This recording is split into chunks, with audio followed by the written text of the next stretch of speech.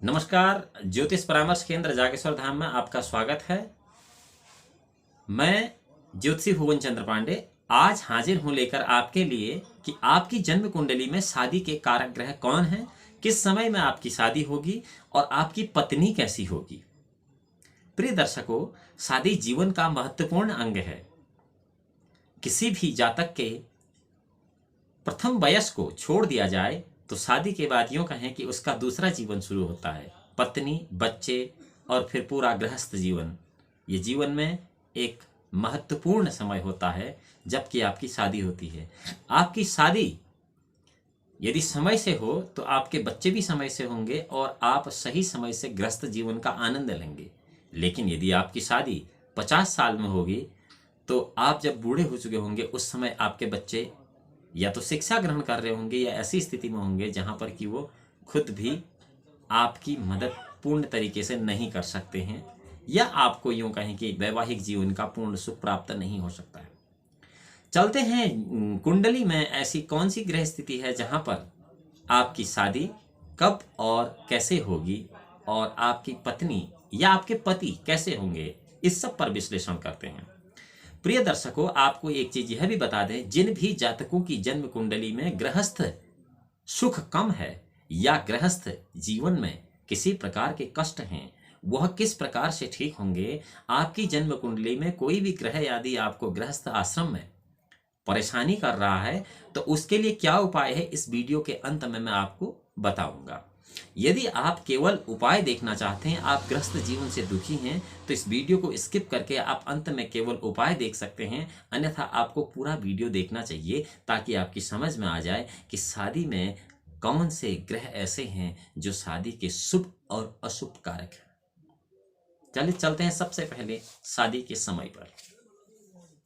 यदि किसी भी जातक की जन्म कुंडली में या आपकी जन्म कुंडली में शुक्र चंद्रमा को देखता है, चंद्रमा शुक्र को देखता है, या यूं कहें कि किसी भी जातक की कुंडली में चंद्रमा से 7वें घर में शुक्र है और शुक्र से 7वें घर में चंद्रमा है, और उसी से बिल्कुल उसी तरह बुध से चंद्रमा 7वें घर में और चंद्रमा से बुध 7वें घर में है, तो यह सुनिश्चित है कि आपकी शादी 25 वर्ष की आयु से पूर्व ही हो जाएगी। इसमें कोई संदेह नहीं।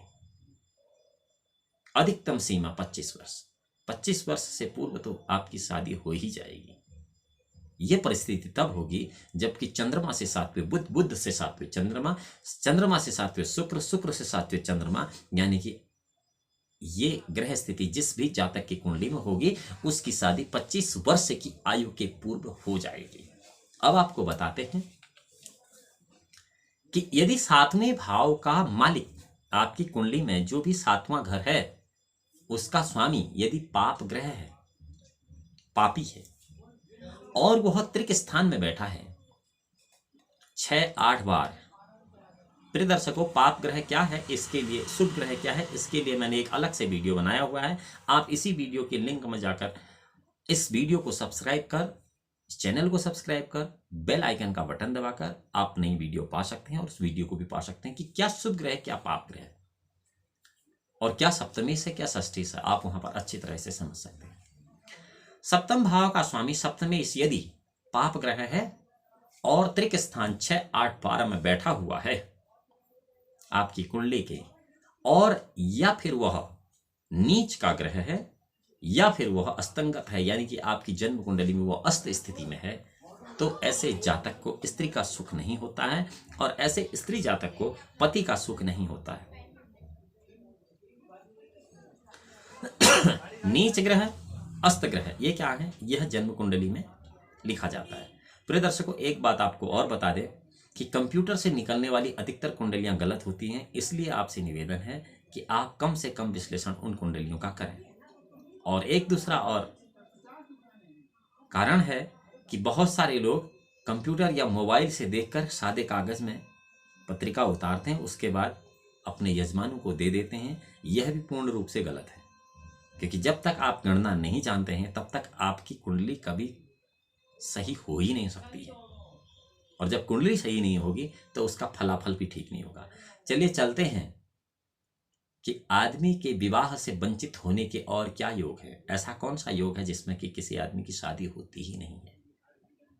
यदि चंद्रमा शुक्र सहित 7वें घर में है, किसी भी जातक की कुंडली में सप्तम भाव में चंद्रमा शुक्र सहित है और वहां पर शनि मंगल भी सप्तमस्थ हैं, यानी कि ऐसे 4 ग्रहों का योग किसी भी जातक की जन्म कुंडली में 7वें भाव में है, जिसमें शुक्र, चंद्र, शनि और मंगल, ये चतुर्ग्रह योग भी यदि आपके 7वें भाव में है किसी भी जन्म कुंडली में, तो ऐसा जातक भी स्त्री सुख से विहीन रहता है, या ऐसी स्त्री जातक पति के सुख से वंचित रह जाती है।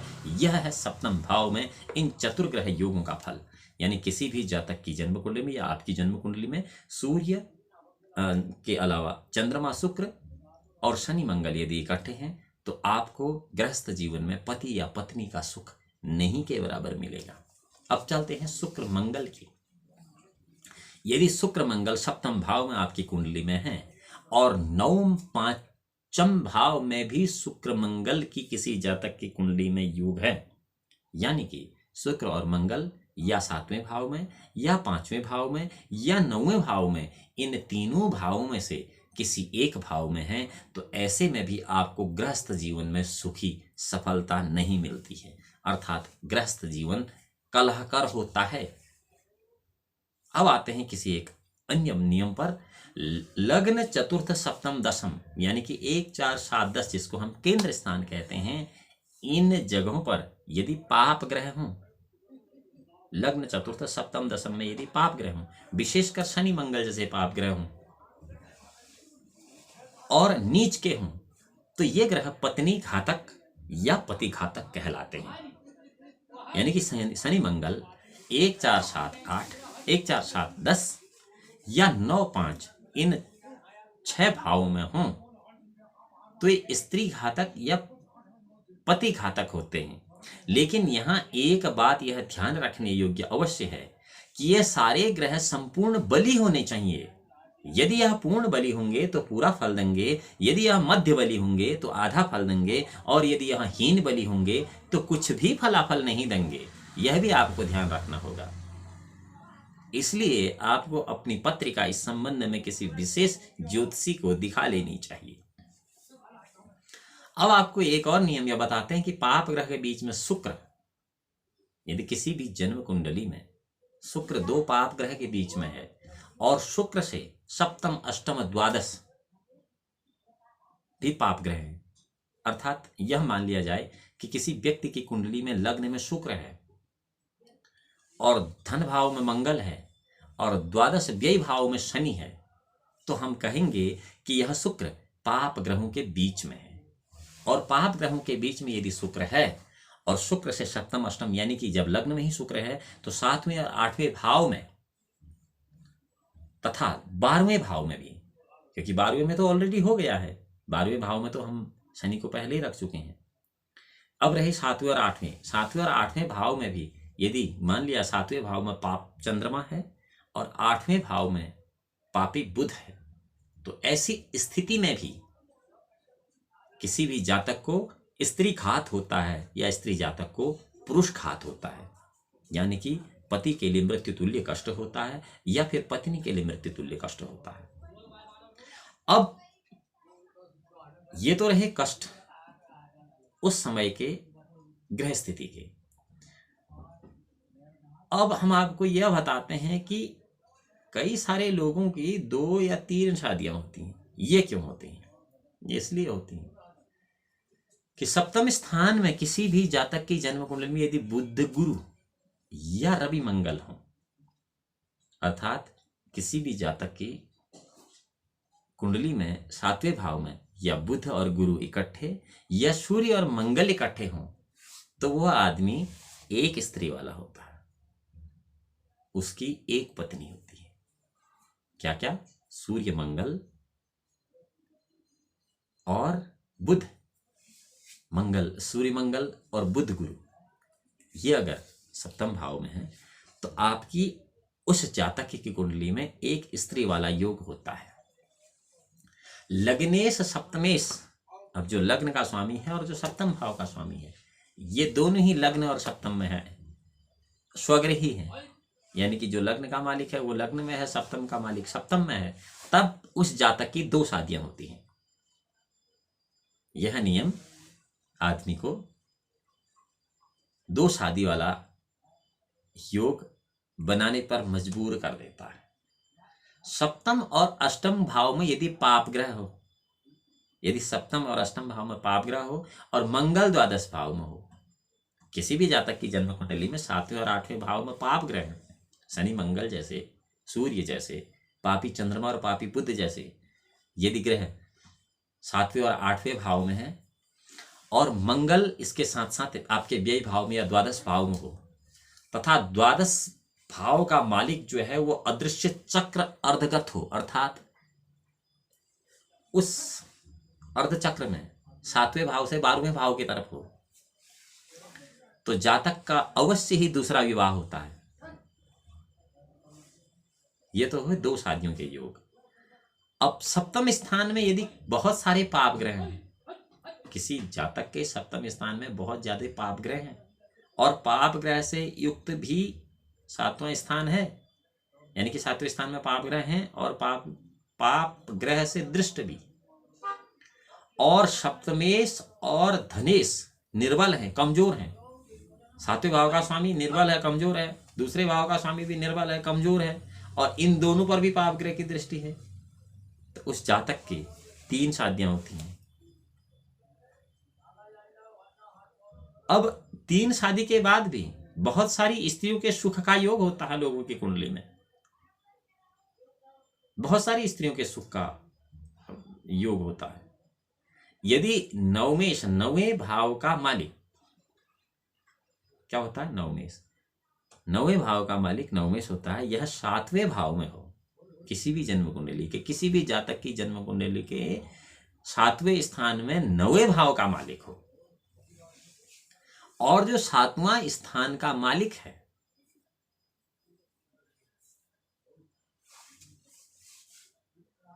वह 4थे घर में हो, सुख भाव में, सप्तमेश सुख भाव में हो, और 9वें सप्तम भाव में। 9वें भाव का मालिक 7वें भाव में और 7वें भाव का मालिक 4थे भाव में हो, यानी कि यदि आपकी कुंडली में 9वें भाव का मालिक 7वें भाव में है और 7वें भाव का मालिक 4थे भाव में बैठा है, यह जन्मकालिक ग्रहों की स्थिति है। तो सप्तमेश और एकादशेश यदि तीसरे नियम के अनुसार केंद्र में बैठे हैं, भी 3 नियम हो गए। पहला कि 9वें भाव का स्वामी 7वें भाव में हो, 7वें भाव का स्वामी 4थे भाव में हो, और 7वें और 11वें भाव के मालिक केंद्र में हो। ये 3 नियम हो गए हैं, लेकिन यहां आपको ध्यान रखना है ये तीनों नियम एक साथ लागू होने हैं। अब आपकी समझ में आ गई होगी बात कि यह अलग अलग 3 नियम जब एक बार लागू होंगे, यानी कि 9वें भाव का स्वामी 7वें भाव में होगा, 7वें भाव का स्वामी 4थे भाव में होगा, 7वें और एकादशेश 7वें भाव का स्वामी और एकादश भाव का स्वामी किसी एक 4थे, 7वें, 10वें या पहले किसी एक केंद्र स्थान में होगा, तब जाके उस जातक की बहुत सारी स्त्रियां होंगी, यानी कि वो 3, 4, 5, 6 शादी करता है। ऐसा योग अधिक ऐसे योग सर्वत्र पाए जाते हैं। अब आज की वीडियो में आपने यह देखा कि कैसे एक स्त्री, 2 स्त्री, 3 स्त्री या बहुत सारी स्त्रियों का योग होता है। ठीक यही अनुमान आपको स्त्री जातक में पुरुषों के योग के लिए लगाना चाहिए। अगली वीडियो में हम आपको बताएंगे कि विवाह का समय क्या होता है। हालांकि आपको हमने पहले ही बता दिया है कि यदि चंद्रमा बुध को देखता है, बुध चंद्रमा को देखता है, शुक्र चंद्रमा को देखता है, चंद्रमा शुक्र को देखता है, या फिर शुक्र से 7वें स्थान में चंद्रमा, चंद्रमा से 7वें स्थान में शुक्र, बुध से 7वें स्थान में चंद्रमा, चंद्रमा से 7वें स्थान में बुध है, तो आपका विवाह 25 वर्ष से पूर्व हो जाता है। यह तो शादी का बिल्कुल सुनियोजित और अच्छा समय है। अब जिन लोगों की शादी बहुत देर से होती है, किस समय में होगी, इस विषय के लिए हमने अगला वीडियो अलग से अपलोड किया हुआ है इसी में। आप इस चैनल को सब्सक्राइब करके उस वीडियो को पा सकते हैं, और सभी वीडियो को पाने के लिए आपको बेल आइकन दबा देना होगा ताकि आपको नई नई वीडियो मिलती रहें।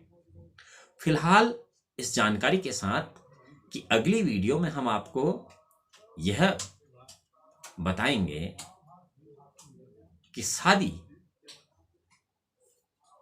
किस समय में होने के योग हैं और उसे किस प्रकार बदला जा सकता है। उससे पूर्व हम आपको यह बता दें कि जिस भी जातक की जन्म कुंडली में उनके गृहस्थ जीवन में इन ग्रहों से संबंधित अशुभ फल उन्हें प्राप्त हो रहे हैं और वो शुभ फल प्राप्त करना चाहते हैं, तो उसके लिए क्या उपाय है? इसके लिए उपाय है दुर्गा सप्तशती के अर्गला स्तोत्र में भार्या मनोरमाम देही मनोव्रतानुसारिणीम तारिणी दुर्ग संसार सागर शुकुलोद्भवम, इस मंत्र का यदि आप एक माला सुबह शाम जाप करें तो आपके गृहस्थ जीवन में किसी प्रकार का दुख नहीं होगा और आपके गृहस्थ जीवन में अरिष्ट फल देने वाले सभी ग्रह शुभ फल आपको प्राप्त कराएंगे। व्यक्तिगत विश्लेषण के लिए आप व्यक्तिगत तौर पर मिल सकते हैं या 9639901694 पर व्हाट्सएप के जरिए अपना समाधान करा सकते हैं। भगवान भोलेनाथ आपका परम कल्याण करें। अगली वीडियो में आपसे मिलते हैं, तब तक के लिए नमस्कार।